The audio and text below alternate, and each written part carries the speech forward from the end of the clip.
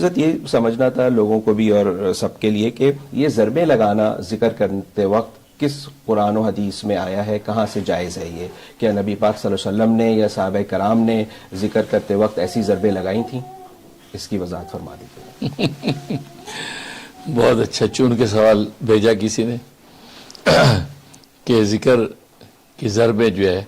لا الہ الا اللہ یہ کس حدیث میں آیا ہے یا قرآن کی آیت میں آیا ہے؟ تو پہلا سوال تو یہ کہ قرآن کی کس آیت کے خلاف ہے یہ، یا نبی کی کس حدیث کے خلاف ہے، پہلے تو وہ بتائیں ہمیں، یا ہمارا یہ عمل نبی کے یا صحابہ کے کس عمل کے خلاف ہے۔ جب خلاف نہیں ہے تو اس کا مطلب پھر جائز ہے۔ تبھی تو حضرت کی ملومت مجدد ملت مولانا شبلی تھانوی رحمہ اللہ تعالی نے بات لکھی ہے کہ آج اگر کوئی ایسا عمل یا ایسا نظریہ جو قرآن و سنت کے خلاف نہیں ہے تو اس کا قرآن و حدیث کے خلاف نہ ہونا ہی اس کے جائز ہونے کے لیے کافی دلیل ہے۔ ہاں، کیونکہ آپ ہر چیز کے دلیل مانگیں تو آپ ہر چیز کے دلیل نہیں پیش کر سکتے۔ ہاں یہ کہہ سکتے ہیں کہ قرآن کی اس آیت کے خلاف ہے، قرآن کے خلاف نہیں ہے، حدیث کے خلاف نہیں ہے، ٹھیک، اس میں دنیا کی چیزیں بھی شامل ہو سکتی ہے جو دوسری عبادات بھی ہیں، ٹھیک ہے نا؟ ورنہ تو ہوائی جہاز کا سفر آپ کو قرآن حدیث سے ثابت کرنا پڑ جائے گا۔ بالکل، یہ دنیا کے سفر ہوائی جہاز پہ آپ حج پہ جا رہے ہیں، آپ کے قرآن حدیث ہوائی جہاز کا سفر قرآن حدیث کے خلاف نہیں ہے، کس آیت کے خلاف ہے، کس حدیث کے خلاف ہے، نبی کے کس عمل کے خلاف ہے؟ تو خلاف ثابت نہیں کر سکتے، تو خلاف ثابت نہ ہونا ہی اس بات کی دلیل ہے کہ چیز جائز ہے۔ پہلی بات تو یہ، اور دوسری بات یہ ہے کہ آپ کو لا الہ الا اللہ ضرب، یہ ذاکرین جو مشائخ سلسلہ ذاکرین کو بتاتے ہیں وہ ضرب لگاتے ہیں، اس پر تو آپ کو سوال پیدا ہوا، لیکن مدارس کے اندر جو حفاظ کرام جو قرآن حفظ کرتے ہیں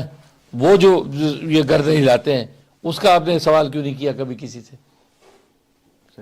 اور کب سے امت یہ جو قرآن حفظ کرتی آ رہی ہے، آپ نے کیوں نہیں کہا کہ یہ مدرسوں کے اندر بچے یہ یوں کیوں کرتے؟ ان الذین آمنوا ان الذین آمنوا ان الذین، یہ کس حدیث میں آئے بھائی، یہ کیا ہو رہا ہے؟ کیوں نہیں پوچھتے؟ ٹھیک ہے نا؟ تو اگر آپ کہیں کہ جی اس لیے پوچھتے وہ حدیث میں آتا ہے، حدیث ہمیں دکھا دیں وہ کس حدیث میں آیا ہے۔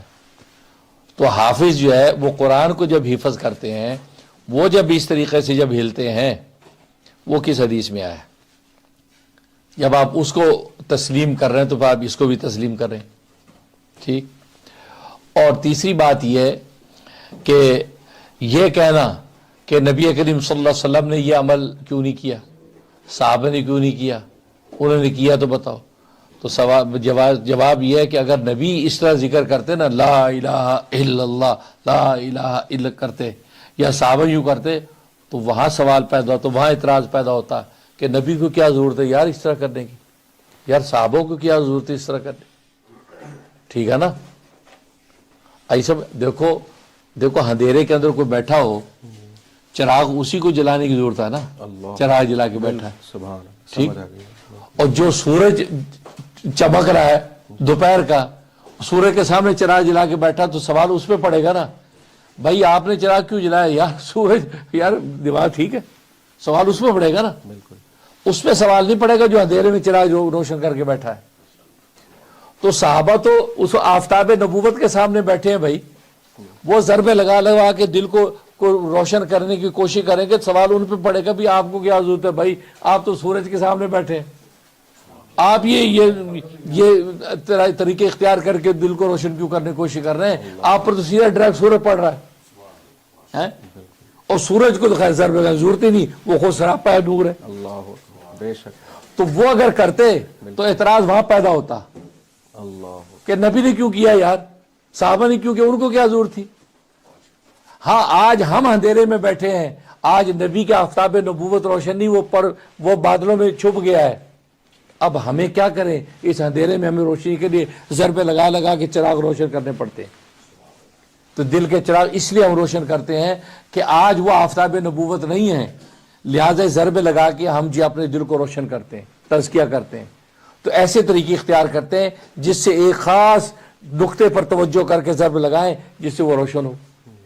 جیسے کسی بات کو حفظ کرنے کے لیے حافظ جو ضرب لگاتا ہے،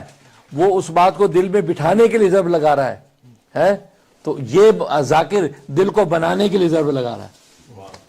وہ دل میں بٹھانے کے لیے ضرب لگا رہا ہے، یہ دل کو بنانے کے لیے ضرب لگا رہا ہے۔ جب وہ خلاف حدیث نہیں، یہ خلاف حدیث کیسے ہو گیا؟ ٹھیک ہے، اس لیے جو ہے صحابہ اگر کرتے تو اعتراض ہوتا وہاں ہے، لہذا آج ہم کر رہے ہیں، یہ عین حکمت عین قرین قیاس ہے، کیونکہ ضرورت ہے بھائی کیسے کریں۔ اور پھر دوسری بات یہ کہ یاد رکھیں کہ دیکھو تلاوت، قرآن کی تلاوت جو ہے اگر بطور تلاوت کی ہو،